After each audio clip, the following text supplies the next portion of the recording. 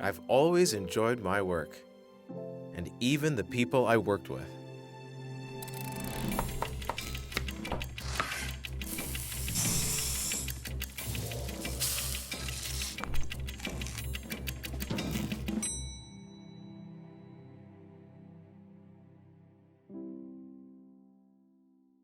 It's hard to balance work and meetings. But since I was baptized, I've always done my best to be there.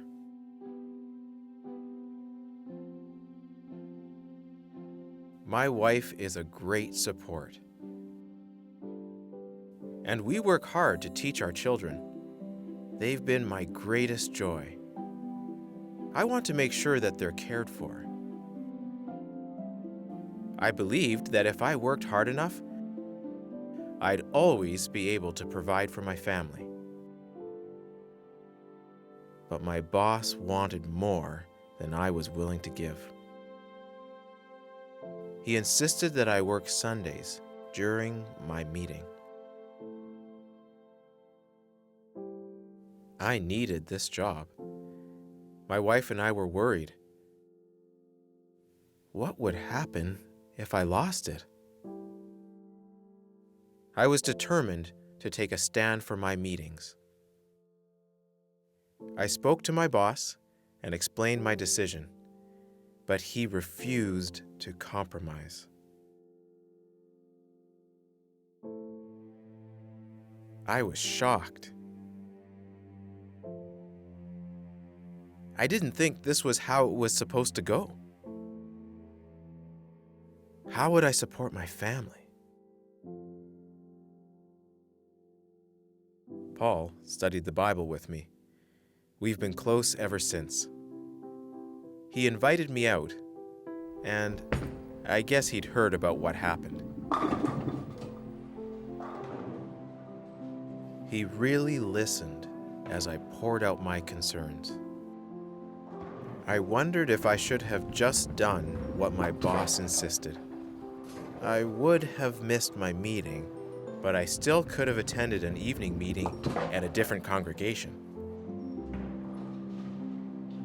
My skills were limited, and there just weren't that many jobs out there for me.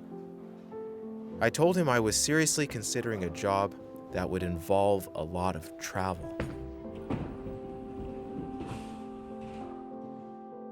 Paul read to me from Matthew chapter 6, verses 25 to 33. Stop being anxious about your lives as to what you will eat, or what you will drink, or about your bodies as to what you will wear. Keep on, then, seeking first the kingdom and his righteousness, and all these other things will be added to you. He reminded me that as a newly baptized witness, my prayers are much more readily received, and Jehovah was ready to respond. He encouraged me to include Jehovah in my decision. Patience is not easy for me, but I decided to look to Jehovah to provide the right job.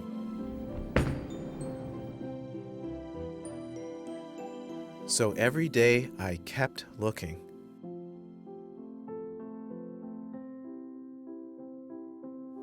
But work never came.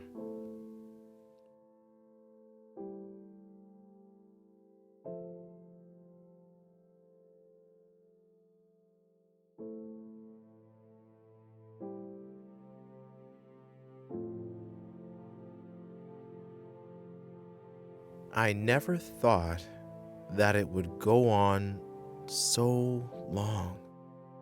Eventually, I had to go on unemployment insurance so we could get by.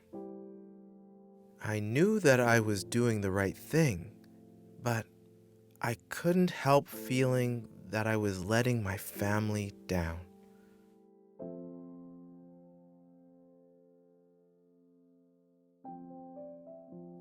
One night, I was reminded of Jesus' words in Matthew chapter 6. Observe intently the birds of heaven.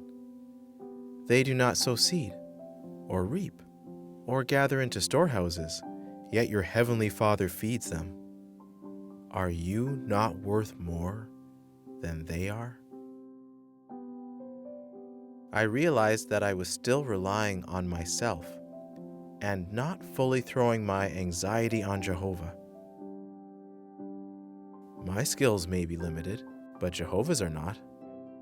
So, I kept on looking, but I used my extra time to auxiliary pioneer. It was just what I needed. Eventually, Jehovah opened the door and blessed my patience with a job that was nearby with good hours for my meetings. I even had more time for the ministry with my family. It was not an easy experience, but my faith in Jehovah was stronger than ever. I saw him act in my behalf, and I know that he really does care for me and my family.